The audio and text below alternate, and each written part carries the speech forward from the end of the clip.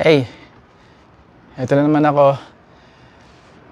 Una sa lahat, I highly recommend kapag tama ang sitwasyon at panahon I highly recommend na kumuha kayo ng bota.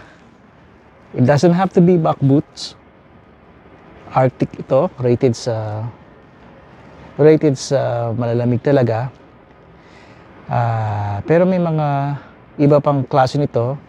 Meron sa pwede kayo mag-umpisa sa mga Walmart, Canadian Tire. Just maglagay lang kayo sa loob ng socks na thick wool socks at makakapaglakad kayo ng komportable sa labas.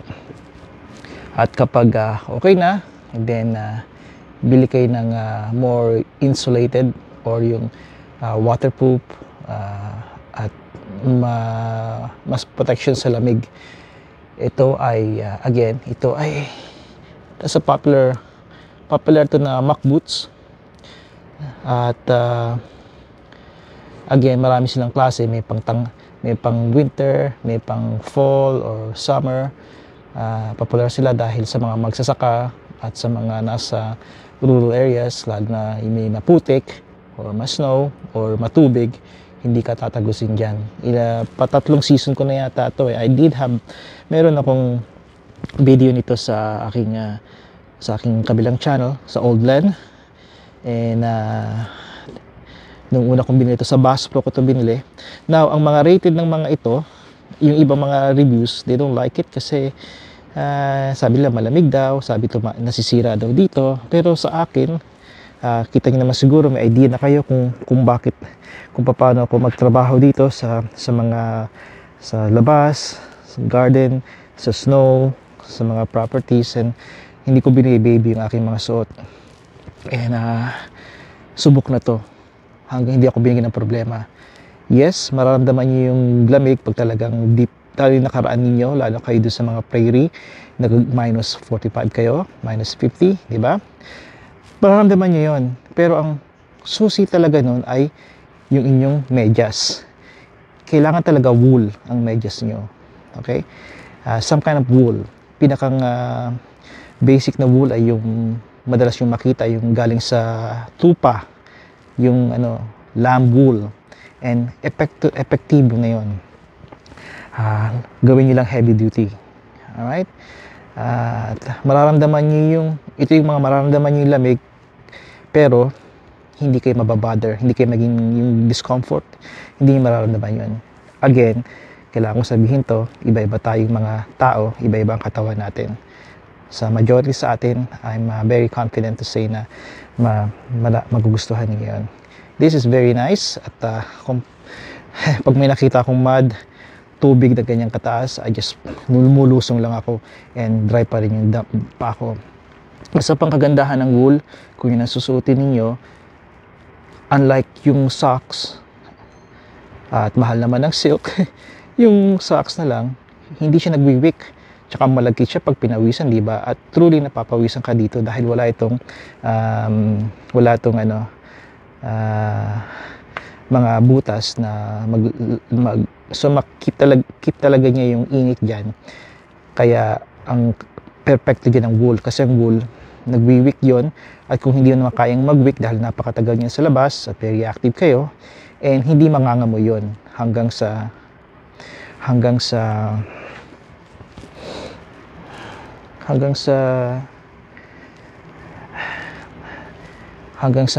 makauwi na kayo at malagay niyo na yung maisampan niyo na yung socks or malabhan. At ito naman, rekomendado ko na yung binlog ko nun sa Costco na yung ilalagay niyo pang yung air at may konting heat na nagbubuga ng hangin, nakalagay ito upside down para matuyo. O ilagay niyo lang ito sa furnace room niyo. Overnight, matutuyo rin yan.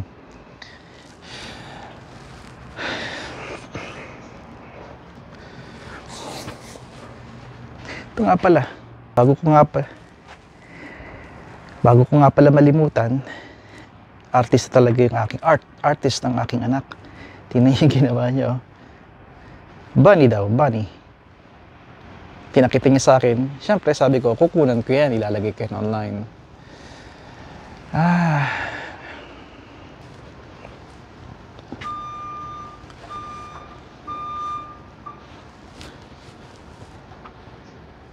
Meron na naman tayong, well, meron naman dito sa Ontario, sa Southern Ontario, Mid and Southern Ontario na snow na darating. Halos kabuuan ng Ontario, really. Pero ngayon ay pumatak ang snow at magpapatuloy pa to hanggang gabi, alas 7 ng... No. Kalimutan ko na. I think hanggang alas 7 ng gabi ngayon. Maybe 3 more hours. Tapos, titigil siya, hihinto, tapos madaling araw o umaga, bukas, mag-resume muli siya ng alas 7 ng umaga, 7 at 7 uli, 7 uli ng umaga. Tapos, hanggang alas 4. Ang nakita ko doon sa aking app, hanggang alas 4, napatak pa. Minsan tuturo ko sa inyo kung paano, pero you know what? Maybe hindi na kasi pretty much user-friendly naman yun yung app na yon. Ang sinasabi kong app ay kung may Samsung kayo, 99% na yun ang gamit nyo rin, chance. Yun yung app na default na nakakabit na sa Samsung, whether network, whether channel, gano'n, something like that. Rekomendado ko yun. Sa mga kapwa ko snow removal guys, merong, oh my goodness, merong, kala ko squirrel. Merong may mga ibang apps sila na ginagamit. May mga app din akong gamit noon, pero sa ngayon, tinatry kong i-reduce kung ano yung nakalagay sa akin phone na Samsung. Pagdating sa mga clutter, tinatanggal ko talaga unless interesado ako. And yun ang rekomendado ko kung ano yung default ninyo dyan sa Samsung ninyo. At pretty much accurate yun. Wala naman talagang 100% na accurate na app or even weatherman. Kasi ang weather talaga, nagbabagong takbo ng hangin, nagbabagong temperatura. Kaya, ano pa masasabi ko sa inyo na may snow dito. Alam niyo, lumabas ako dito para sabihin sa inyo na may snow. Nawala. Nagkwentuhan kami ni Bunso kwentuhan tungkol sa school. Ano nangyayari sa school. Tapos, konting kwentuhan lang. Pagbalik ko, wala na yung snow. Bala ko sana ipakita na yung habang nagsasalita ako, bumabagsak yung niebe. Diba? Mas maganda yun. At kung tatanungin niyo bakit ako nasa tagiliran ng bahay, kasi wala pa rin akong tapang na pumunta sa harap na nakaganito. Kasi ang gamit ko ay stick, yung binili sa akin ni Mrs. na stick galing sa Princess Auto, and it's very nice.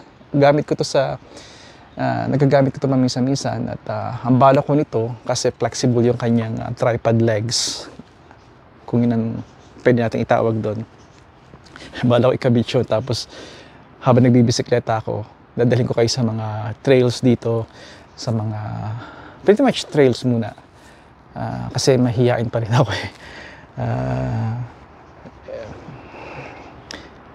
konsentidora rin yung misis ko kasi alam niyo naman yan na konting libangan nga ito. Ngayon, babalik tayo kay Bunso Nita, na maybe may konti akong payo sa inyo, kayong mga magulang na may mga anak din, lalo at mga kabataan, mga bata, lalo na lumalaki nga at dalagita o binatilyo sila.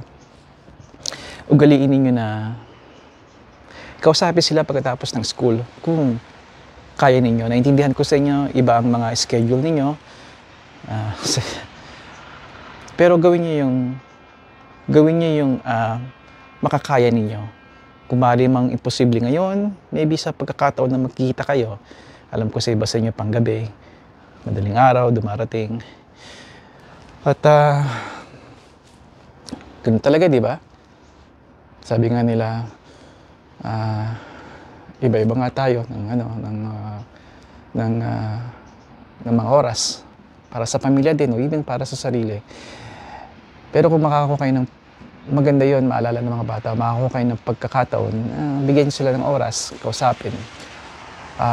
Maswerte ako na nakakausap ko sila mga anak ko pagkagaling sa eskwelahan.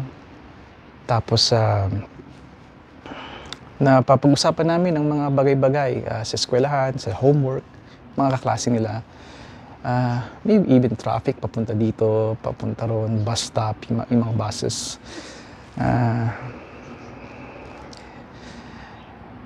Importante rin na malaman nyo kung anong tinuturo ng eskwelahan sa inyo, sa inyong mga anak. Alam niyo, isa sa mga iniisip ko na gawing content dito sa aking channel, kaya hindi ako nag-a-ask na subaybayin niyo yung aking channel. So, kung titingnan niyo ang una at huli kong mga channel, mga videos, hindi ako nag-a-ask na sundan niyo ako dahil hindi ko alam kung saan patutungo pa rin ang channel na to. Ang alam ko ay gusto ko makatulong yung mga tips, kung ano yung nalalaman ko, malakas ang loob ko at kumpiyansa ako magsabi sa inyo ng mga bagay na mga alam ko dahil nanggaling ako doon, pagnanasan ko yon at pumalya ako at nagtagumpay sa mga ganong bagay tulad ng klima, pagkukumpuni ng mga sasakyan or makina kahit hindi ako certified na mekaniko. Mga bagay-bagay, pag-obserba ko sa mga weather dito, pagpapalaki ng mga halaman na tunay na hindi ko naman talaga alam ang 100% sa kanila. Pero katulad nyo, gusto ko pa rin matuto at patuloy ako may natututunan. Ang sinasabi ko rin dito sa video na to ay tungkol sa ating mga anak na pagmasdan yung mabuti kung paano sila tinuturuan ng eskwelahan. Dahil para sa akin, isa sa mga hindi kagandahan sa eskwelahan dito sa Canada ay ang pagtuturo ng ilang mga paaralan, ang pagbe-brainwash sa ating mga anak sa mga iba't ibang mga issues na hindi ko babanggitin ngayon, pero gusto ko lang kayong bigyan ng gusto kong simulan ito na bigyan kayo ng babala sa mga bagong magulang. May mga sinusundan ako sa inyo na aliliit pa ng mga anak ninyo. Natutuwa ako kasi yung ibang mga anak ninyo, nakikita ko yung juniorita ko nung maliit pa siya. Yung siksik ang katawan, yung buhok parang basket, kapante, tapos bilugan, yung noo, matambok. Nakaka ko yung mga anak ko. And ngayon malalaki na sila, nasa kolehiyo ni aking juniorita. Nasa gitnang sekundarya na ang aking bunsonita. Pretty sure by that, sa konting paglingat-lingat lang kolehiyo na rin ang aking bunso. Nasubaybayan ko sila, naming mga mag-asawa, at nagabayan sila sa abilidad na kaya namin. Pero hindi naging madali dahil sa mga itinuturo ng mga paaralan dito. Ang iba ay talaga ay indoktrina, imbis na pagtuturo ng matematika, ng scientifico, ng Ingles, ng arts, may iba pa silang itinuturo na nakakalason sa murang isipan nila. Ito ay hindi aksidente at ito ay hindi ito pansamantala kung silang masusunod. Ang sinasabi ko yung gobyerno dito sa Canada at even sa Amerika na dahan-dahan na nung una ang talagang tinuturo nila at nilalaso nila isipan ng mga kolehiyo ng mga kabataan. Ngayon ay hanggang kindergarten nilalaso nila. Hahayaan ko muna isipin ngayon at sa mga susunod na video papaliwanag ko yon. Kaya ang payo ko, Tuunan nyo ng pansin ng mga anak nyo. Sa ngayon nakikita nyo ang video na to. Meron kayong dalagita, alam ko, nakikita ko kayo, mabuting magulang. Nakikita ko kayo ng maliliit na mga anak, bago sa Canada. Huwag nyong ilelet yung guard ninyo. Huwag ninyong pakapante kayo dahil anak nyo yun eh. At huwag kayong matakot mag-speak up.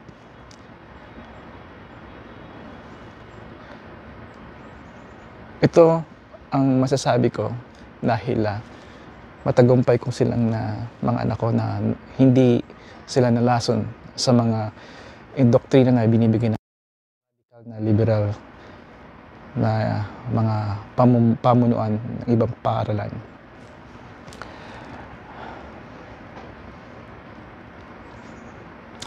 Hanggang dito na lang muna at nakita ko nagpop-up yung aking mga messages at hanggang sa muli. Siya nga pala, nakita nyo ba to? Ikikwento ko to sa inyo kung paano ko to nakuha at kung gaano ito katagal sa akin. Hanggang sa muli.